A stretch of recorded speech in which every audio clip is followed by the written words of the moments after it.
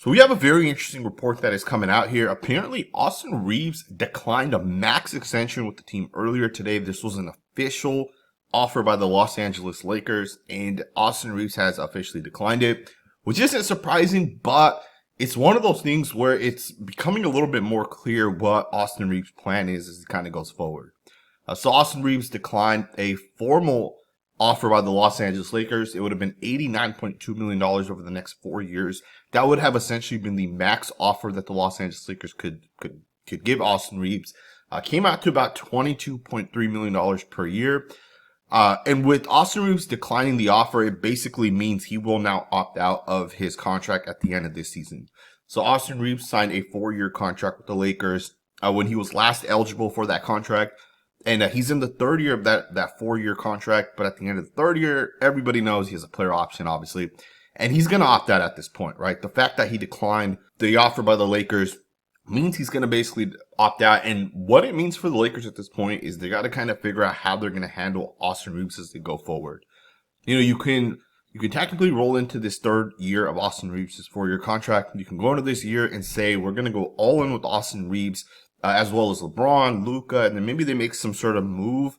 Although the Lakers have been fairly quiet over the last day or two, as many teams have been making some moves, right? Kevin Durant gets moved, Porzingis gets moved. We have a lot of other guys. Mark Williams, right, officially got traded, although the Lakers probably wouldn't have went back down that route. He gets traded, right?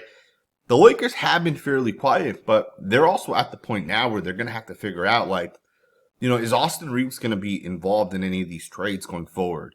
Any of these potential trades, I should say, because if you guys think about this, at the end of this year, if Austin Reaves is not traded and the Lakers don't win a championship, then Austin Reaves is basically going to leave for nothing and the Lakers aren't going to get anything out of it.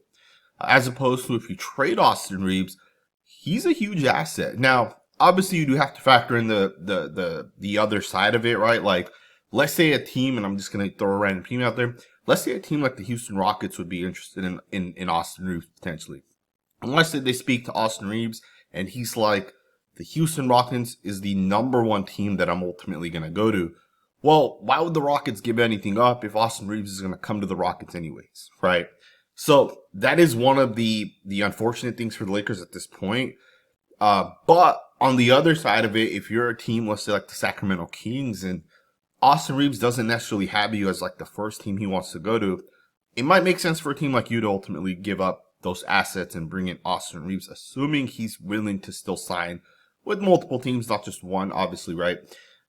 But it is interesting nonetheless because he's officially declined the quote-unquote official contract, $22.3 million, which some people do think, you know, that for Austin Reaves would make sense. Obviously, Austin Reaves wants to kind of bet on himself. This past season, he averaged 20.2 points per game. And some people will even say, man, 20.2 points per game, really, really solid. But then he struggled when the playoffs came around. And statistically, he did struggle. You know, you look at those 5 games, he averaged 4 points less than what he averaged in the regular season. And he played more minutes. And I know he had the toe injury. I believe it happened in game 3, right? I think it limited him like game 4 and 5. I understand he had the toe injury, but he also had like 14 or 15 turnovers over the course of that series. And in 2 of those games, I think both were losses, he had a combined 11 turnovers. Right? So when you think about Austin Reaves, and yes, he was solid in the regular season, but he definitely struggled a little bit in the playoffs. And I think for the Lakers, you have to factor all these different decisions in if you do plan to ultimately move Austin Reaves. You have to factor in potentially losing him for nothing, right, at the end of this season. To me, the Lakers just have a lot of decisions they ultimately have to make. I think it would be smart to trade Austin Reaves at this point, given that you're going to lose him, on the other side of it anyways, right? In my opinion, it would make sense. Now, it's not guaranteed that Austin Reaves doesn't end up re-signing with the Lakers after he opts out. It's definitely still possible. And I'm sure the Lakers will have those conversations with Reaves as well. Now, the Athletic was the one that made this report, and they also said a couple other things as well, which I think are kind of notable. One of the things they said was the decision of Austin Reaves ultimately opting out, him declining the max offer, was not a reflection of the Lakers' relationship with Austin Reaves. So this is not something related to the relationship between these two guys, between the team and the player. And that makes sense, right? Like, at no point have we heard that Austin Reaves, doesn't want to be with the Lakers. He has something against Rob Pelinka or LeBron or Coach Redick. Like, at no point has Austin Reaves said that he's unhappy with the situation, which does make me feel like there's a chance the Lakers could potentially bring Austin Reaves back after he opts out. But also do understand you're still going to take that risk if you don't trade Austin Reaves. And I always lean towards the safe side of things, right? You have to think long term, especially if you don't win the championship, right? It's different if you win the championship and then he leaves and you get nothing out of it. But if you don't win this year, then you got to always think about the long term aspect of things. But the declining of the contract obviously had nothing to do with the bad relationship, which that's not anything new. But the report does 100% say, it was a source that told them, has nothing to do with the relationship. A source also said that the Lakers have not yet shown any sort of interest in trading Austin Reaves. And I think that's very, very notable. If there was a report that the Lakers were at least shopping Reaves, at that point we can at least, understand what the Lakers plan to do on their side of things. And, Rob Pelinka definitely doesn't leak anything. And generally speaking, we don't really ever get leaks out of the Lakers that actually end up being true, right? And that's a positive with a guy like Pelinka. But on the other side of it, you have to think about, should the Lakers trade this guy? And I think it's one of those things where, right now it's saying that the Lakers haven't shopped him, but that could also mean that the Lakers are just holding out potentially, right? So it's going to be an interesting situation as we kind of go forward, but I did want to bring that to you guys that obviously there are some things that are going to happen with Reaves as we kind of go forward, or you do risk losing him. And I'll also just throw this out there. There was a time just like a month or two back where Rob Pelinka did that exit interview. And in that interview, he said Austin Reaves is basically one of the foundational players, right? He's one of the 3 foundational players. Talking about LeBron, Luka, and of course Reaves. He said that, he talked about like the 3 pillars, right? And he said in a training camp environment, you start to build with these 3 guys as I think he said like the ethos or something like that. He said that's a great starting point, right? He talked about these 3 guys, and he said we have that opportunity going into this season to build around these 3 guys and, have that success. And I do agree with him, but we also have to be realistic and think long term. Right? Luka Doncic is most likely going to stay with the Lakers based off the reports that we've been hearing. But he's also going to want to stay with the Lakers if he feels he can win, a championship or 2 down the line. And again, for the Lakers, you don't get assets like Reaves where you basically bring him in as a UDFA and he develops into the guy that he ultimately developed into. And you can't let that walk, right? In my opinion. So we'll see what ends up happening. There's one other report that came out.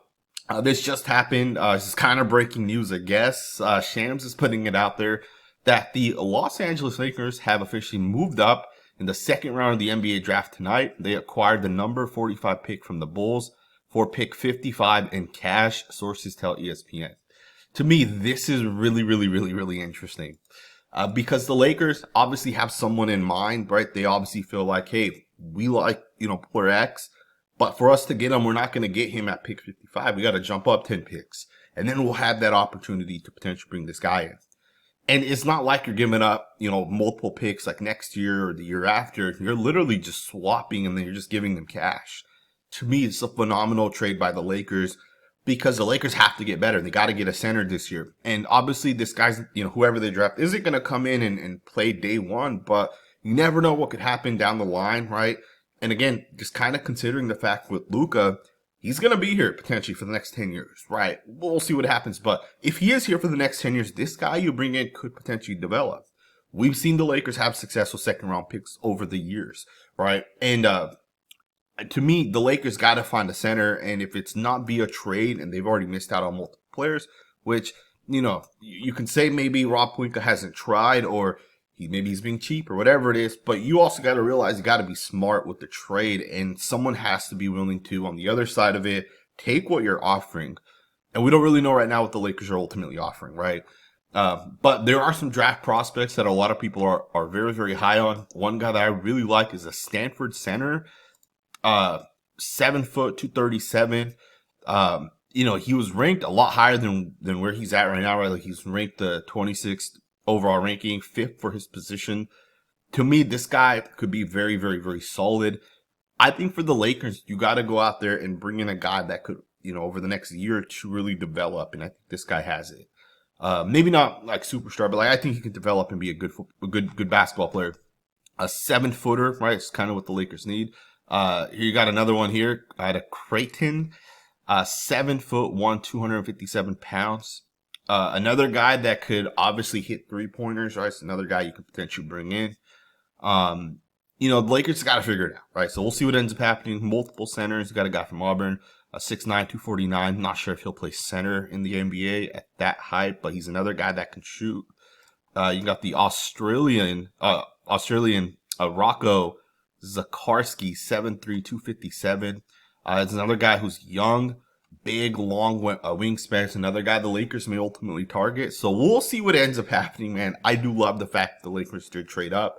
And I know some people are disappointed that the Lakers didn't go all in and make those moves. But, Rob Pelinka has a plan. And I always say this, the best way to build for long-term success is to be conservative.